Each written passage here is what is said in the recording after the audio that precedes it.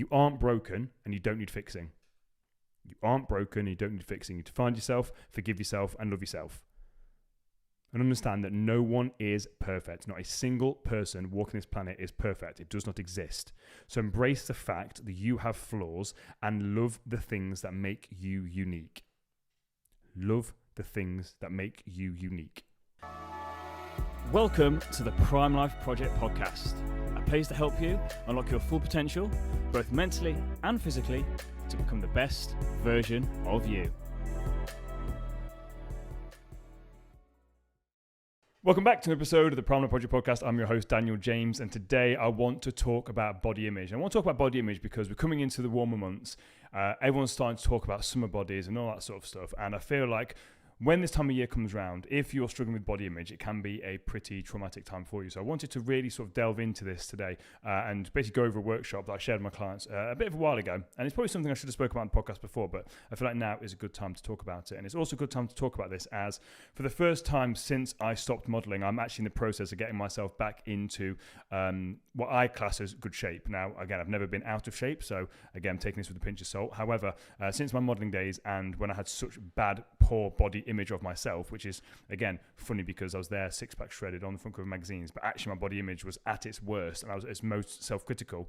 I'm basically doing it now this time to prove that I'm in a good headspace around it and my body image. And again, I'm currently 13 weeks in. I'm feeling absolutely amazing, and it's really shown me that I have improved my relationship with myself and my body. So I'm also at a position where I can talk about it from having experienced bad body image myself versus where I'm at now, where I'm currently getting myself into a good place whilst also still maintaining a good positive body image. So that's what I want to talk about today. But for me, we've kind of got to understand, like, why is it so hard to actually like your body? Because it is. I don't think you'll see many people in life that genuinely do like their body. And again, it's a shame, but I want to sort of delve in today, like, why? Because we talk about improving your body image, but we first need to kind of go back to, well, why don't you like your body? Why is your body image so poor? Because we've kind of got to look at the cause before we can go to the effect. And that's what we want to talk about. But if you don't like your body, then you're not alone, because there's been an international study that showed 56% of women and 43% of men are dissatisfied with their overall appearance. So why is it so hard to like your body? Well, your concept of your body is made up of different parts. So you've got a concept of your body, like how you see your body, but it's made up of three different things. And the first one is like the visual image from your eyes. So you've got your body, you look at yourself in the mirror and you visually see your body looking back at you, or your representation of that. You're seeing this reflection in the mirror and then you're interpreting that in your mind to how you look. You've then also got the feeling of your body without sight. That's called proprioception. And what do I mean by that? So if you close your eyes, you've got the feeling of your body on your clothes. So again, for example, if you've got some love handles, which again was a big thing for me, and again, if I wore boxer shorts that were too tight, you get a little bit of overhang, you feel a bit uncomfortable, or your pair of jeans, and you sort of feel your body, that right there is proprioception. So that is also makes up your body. So you've got the visual part of your body, that makes up your body, then also got how it actually feels in clothes. So we don't really think about that. There's two different parts to make up. And the third one is basically the brain, basically the map of how basically it selects and commands the arrangements of, like, it's called a somatopic arrangement. It's basically how the brain sort of configures everything together in, like, its place with the body. So we've got this individualistic view, which is basically all those three things there. So that's completely individualistic, how your brain works and how it functions when we're talking about body and all that sort of stuff. We've got the proprioception, meaning how your body feels in your clothes, and also then visually how you see yourself. So we've got that, but then we've also got this with the collective view. So this collective view is basically how you think you should exist based on social groups and external factors. So now we're taking this away from ourselves. And this thing can cause something called self-objectification, where you compare your body to a collective other based on the bodies that you see around you. And again, we've got this whole narrative of today's society about how important it is on how you look. How you look is the most important thing. It's more important than your morals, your values, or how nice you are as a person. And we see this in things like Love Island. We're so caught up on how the people look. It's their physical appearance. Even though when you actually look at it, most of them are horrific humans. They've got no morals, they've got no values, they've got no substance. Now again, let's use me as an example. Back in the day when I was really struggling mentally, I'd be going on loads of dates. And all I would talk about on these dates would be myself. And I'd be talking about the gym, I'd be talking about my body, and I'd be talking about modeling. That was pretty much it. So yes, physically, I looked very attractive. I had six-pack and blah, blah. But actually, if you looked at it, my morals and values were very, very poor. Now, deep down inside, I had good morals and values. But again, I kind of tried to fit in with society's expectation of me to fit in with other people. That's a whole nother podcast. So my sort of morals and values were warped slightly. And then I had no substance. I wasn't necessarily a nice person. I was using women to get satisfaction for me. That was fundamentally all it was. I was very, very ego-driven. I just wanted validation. There was no real substance to me. But how I looked to society, fantastic. But actually, that doesn't mean anything. It's now time to kind of take a look at this and realise, actually, today's society standards of how you look being the most important thing is so warped and so wrong. Yet we're constantly bombarded with it when it comes to women's health, men's health, Heat magazine, advertising. Now, again, we've got a few companies, we're going to talk about this in a second, a few companies where, again, they're pushing this body positivity. Got nothing wrong with that at all. We'll talk about that in a second. You've got things like your Love Island, you've got your Tinders, all of this stuff. It's all visual. In movies, we're seeing all these people, again, and constantly you're comparing yourself, whether you like it or not. Singers, actresses, people on TV, sports presenters, whatever it is, it's constantly being bombarded. Advertisements in the newspapers, magazines, whatever it is. And they're all trying to push that you have to look this certain way to be attractive to the opposite sex. Now, here's something crazy. When I was at my most lean and six-pack shredded, which is what quote-unquote society tells you women find attractive, that is when women found me least sexually attractive because my body was too hard. I wasn't comfortable to lean on, cuddle up against. They didn't like it. And actually, the more I got myself into the more rugby player type physique, where I was a little bit softer, which isn't what society pushes, by the way. That's not what's on the front cover of Men's Health magazine. That's not what's seen when it comes to how Superman looks and Batman looks and all these Avengers. That is actually when people found me more attractive and more relatable to me and wanted to spend time with me in that close proximity, which is fundamentally what I wanted. I want that close connection with people. I want that intimacy. But society's telling us you've got to look this way, because that's what the opposite sex wants. Well, actually, I'm telling you, that's not really the case. And again, as a male, I'm telling you that you look at some of these women on Women's Health magazine, and again, I've dated fitness models. For me, it wasn't a thing. I didn't enjoy it. It's not normal, quote unquote normal. And this is the thing, so many people are walking around completely normal. There is nothing wrong with them at all, yet they're telling themselves they are not good enough and the opposite sex will not find them attractive. And they are not good enough. And they're not good enough as a human being, fundamentally because their body does not match this unrealistic expectation. And let's not talk about the fact of when I was six-pack shredder, I was eating 7 meals a day, going to the gym every single day. I had absolutely no life. People don't see these things. It's not realistic. So you've got to then ask yourself, who is pushing the narrative? Who is pushing the narrative? Why did they get to decide what this perfect idea of beauty actually is?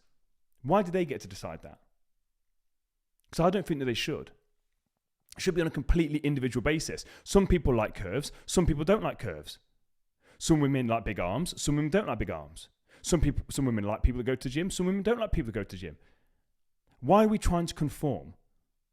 Why are we trying to force ourselves to do things and live up to expectation that makes us unhappy, that makes us miserable, that makes us feel less than? Constantly saying, I've got to do this, I've got to do this, I've got to do this. If you want to go to the gym, go to the gym. I love going to the gym, but I'm not doing it to impress anybody else. I'm not doing this little mini cut now for myself, for anybody else other than me, to prove to myself that I have this good body image I claim to have, that I am comfortable with myself as I claim to have. Do what makes you happy. Don't allow these people to push this narrative onto you. Because what if, here's a question to pose to you, what if imperfection doesn't exist? What if imperfection doesn't exist and it's only what the media tells us is imperfect? How about that? What if it doesn't exist? Would you find yourself unattractive still? If someone wasn't constantly telling you that you aren't good enough, either internally or externally. So internally, that's that voice inside your head. That could be from an ex-partner that knew full well that you didn't necessarily like your body, so you always just made these little sly comments, these little digs. And you keep replaying it in your head over and over again. So he bullied you once or twice, you are now replaying it constantly. That's internal. Or you've got the external, where you're literally visually seeing things that's basically saying to you, you're not good enough if you don't like this. You can't have this man if you don't look like this. You can't be a successful businesswoman if you don't do all these things. You can't be a good mum, all this stuff. If none of that existed, would you still find yourself unattractive? If there wasn't such things as influencer culture, TikTok, Instagram, the Hollywood, what if there was none of this stuff? What if there's no advertising? How would you feel? How would you genuinely feel if none of that existed? If there was no outside influence, how would you actually feel about yourself? Because I can guarantee you that some days you wake up and you feel great. You're in a flow state, you're feeling absolutely amazing. And then maybe you'll see something on TV or someone make a comment to you, and that's it. You stuck down that negative thought pattern and you now think your body looks crap. Even though you woke up and you're in a really good headspace. Or how about this? How many times have you done this? Where you woke up and you're feeling amazing. Let's say you are on a diet. Let's say you are being like, yeah, do you know what? I want to just drop a couple of pounds. Again, nothing wrong with that at all. You're feeling amazing. Your clothes are feeling looser. And then you step on the scales and the scales are the same. So you woke up in a really good headspace. You're feeling leaner. Your clothes are fitting looser. You step on the scales. And just because that number hasn't gone down, you now think that you've gained fat. Just because a number on the scale, which, by the way, you don't understand. That's way past the premise of this episode. But you don't understand what the number on that scales means. You haven't got a clue. This is basically the second workshop I share with my clients, is understanding that number on the scales, because you think that is your self-worth. You think that's how much body fat you have. That's not it at all. And you can turn around to me and say, yeah, but my scale's telling me how much body fat I've got. You've got £10 Primark scales. The body fat thing on them is not accurate. When you go to the gyms, again, if you do go to your Pure Gyms or your David Lloyd's and you go to their actual machines, they cost about 10 grand. Now, if you're going off that, again, slightly more accurate, but there's a lot of things go into that, like how much water you've consumed and all that sort of stuff. But if you're just basing it off your normal crappy scales and you're putting your self-worth on the number of body fat, you don't know what it means. You've got no reference, you don't know what it means, so let it go. But my point is, again, I'm digressing, keep myself back on track. If none of that existed, scales didn't exist, there was no such thing as social media, no such thing to influence you externally, how would you actually feel about yourself and your body? Because studies have shown, this is interesting, I want you to pay attention to this.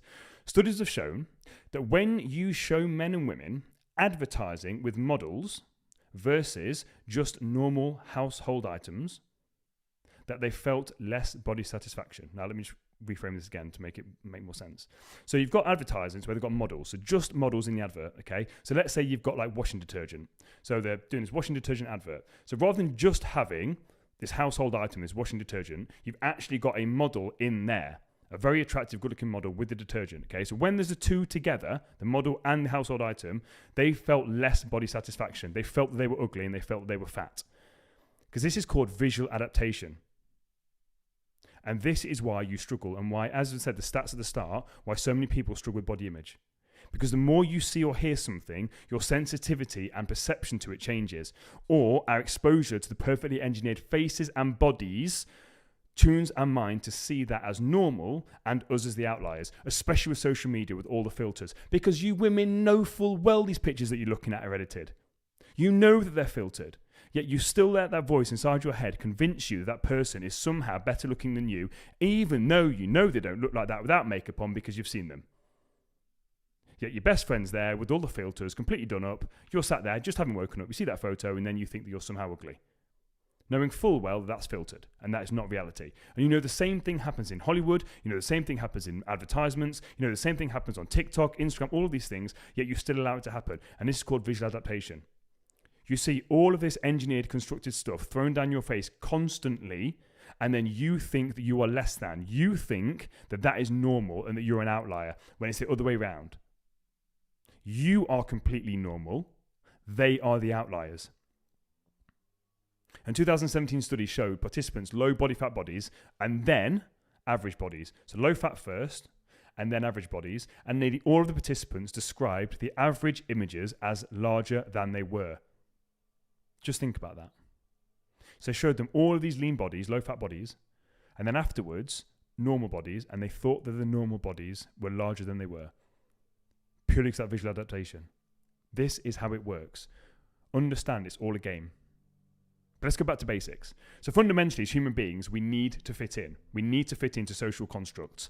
And if we don't, we wouldn't be able to survive or have sex. Let's just take it back to the basic level. We're here to have sex, whether you like it or not. I don't care if you're gay or you're straight. Fundamentally, as human beings, we're here to reproduce, because if we don't reproduce, the human species gets wiped out. That is what we're here to do, okay? Fundamentally, cool. Now, if we didn't do this and we basically were just loners by ourselves, we wouldn't fit in and we would die. So we want to be in groups. That's what we're like. We're social creatures, and we'll do anything to fit in. And it leads us to building strong social mechanisms to fit in, which is why it's hard to stop drinking, because you want to fit in, you want to be liked. And this is why we're so sensitive to feedback from other people. So when we hear feedback from other people about how other people look, oh, look at their love handles. Oh, look at this. Oh, look at them. Oh, they've looked like they've got a bit fat. How many times do you hear that within your social group? And then you think to yourself, oh my God, like if I gain a bit of fat, oh my God, if I start to do this, then they're not going to accept me. And we do this all the time, not realizing it. But everything that we're told about beauty is a lie. We're being led down a path that isn't joyous and fun at all. We've lost the ability to show gratitude for what our body actually does for us. I've got an amazing quote here from Tyrone Brumfitt that says, "Your body isn't an ornament. It's a vehicle to your dreams. Your body can do some amazing, incredible things, especially if you're a woman and especially if you have had kids. Your body is never going to be the same as it was before you had kids, but understand your body has allowed you to produce a human being. How incredible is that? That is crazy. Start to show some gratitude for what your body actually does. It's not an ornament. It's not meant to be a delicate thing that doesn't get used. No, your body's meant to be used. It allows you to actually achieve your dreams, your goals. So my views on body image and fat loss are as follows. You are absolutely perfect, as you are right now, however you want to be. Whether you are morbidly obese, whatever it is, you are perfect as a human being, as a soul, as a person, as a spiritual being. No matter what your physical body looks like, you as a spiritual being are perfect. But you are allowed to want to better yourself physically, emotionally, financially, mentally, whatever you want to call it. You are allowed to want to better yourself. So the analogy that I use with this is a house analogy. So I want you to visualize this for me. The analogy I use for this is, you have got this house, your body is a house, okay? So it's a bit derelict, it's been run down, you've not looked after it for a while, okay? So structurally, your house is perfect, okay? But there's holes in the ceiling, there's no heating, and the wallpaper is coming off the walls. You still love the house, okay? You still love your body, you still love you, but you love it enough to get it back to looking its best and being comfortable to live in. See the difference?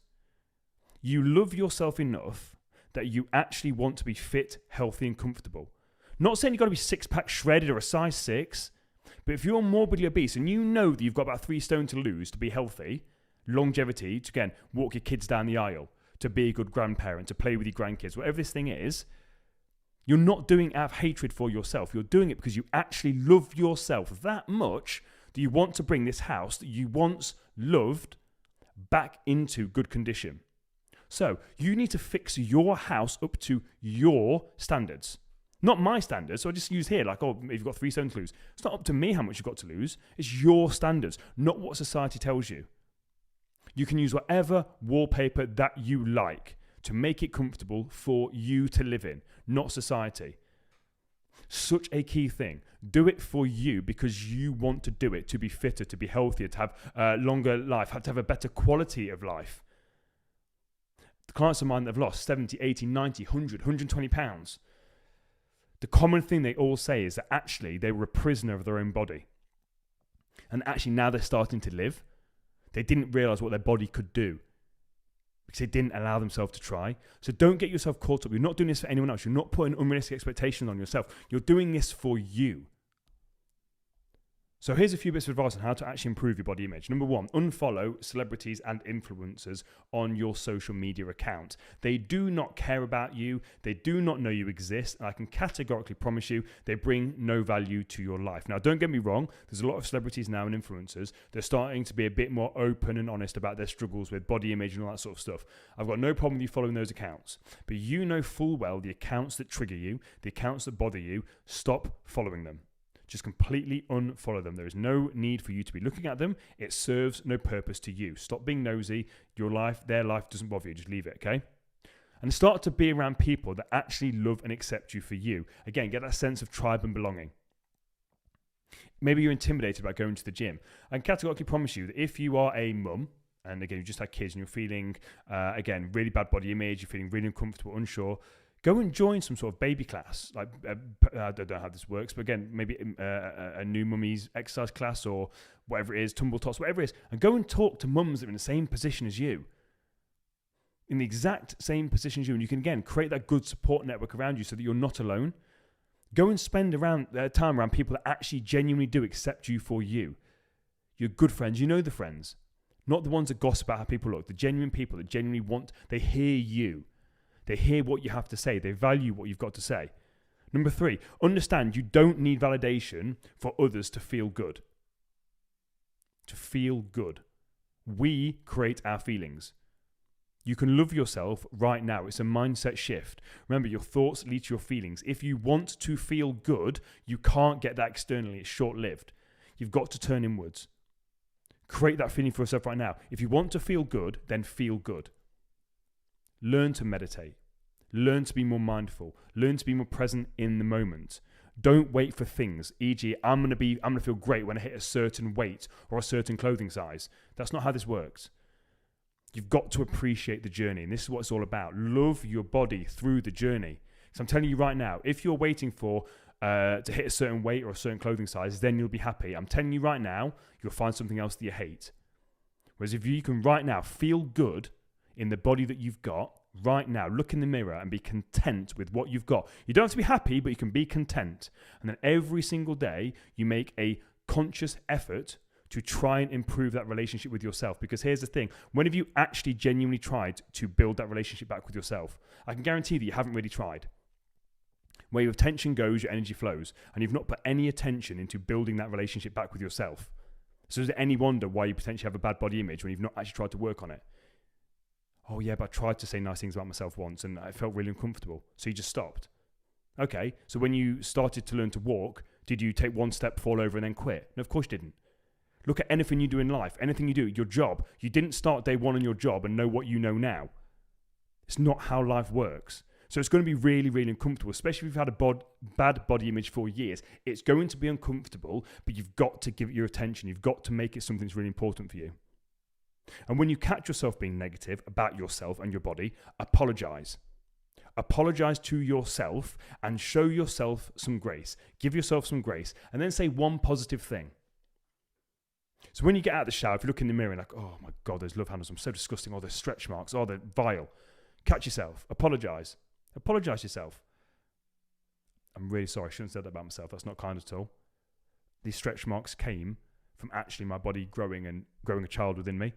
Wow, what an amazing thing my body did. Thank you so much, body, for actually creating this lovely, healthy child of mine. Thank you very much. I'm so appreciative. See the difference? You're catching the negative and replacing it with the positive. That's how it's got to work. And then show daily gratitude for yourself and what you achieve. Start to build that relationship back with yourself. At the end of every single day, here are 5 things I'm grateful for the day. And show gratitude for yourself and what you've actually achieved. Don't just put it on external things and situations. Do it on things that you've actually achieved and done. Start to show yourself appreciation for how well you've done, and then work on the belief systems that you've got and the broken thought patterns. We spoke about this a lot. I'll link it into the bio here, like broken thought patterns. Because this is the most important thing. You've got broken thought patterns. That's the problem. You catch yourself saying something negative and you fixate on it, and then you start to bully yourself. And that's what we need to fix. That's what we need to change. Now, before I finish this off, if you've taken any value from today's episode, don't forget to like and share it with a friend. If you're on YouTube, don't forget to click subscribe and the thumbs up. And again, if you're on Spotify, don't forget to give us a follow and a review. And also on Apple Podcasts as well, do the same thing. So final things I want to leave you with. I've said this on multiple times on the podcast. Number 1, you aren't broken and you don't need fixing. You aren't broken and you don't need fixing. You need to find yourself, forgive yourself, and love yourself. And understand that no one is perfect. Not a single person walking this planet is perfect. It does not exist. So embrace the fact that you have flaws and love the things that make you unique. Love the things that make you unique. You were born an original. Don't die a copy. I absolutely love you guys. I'll see you guys next week. Take it easy.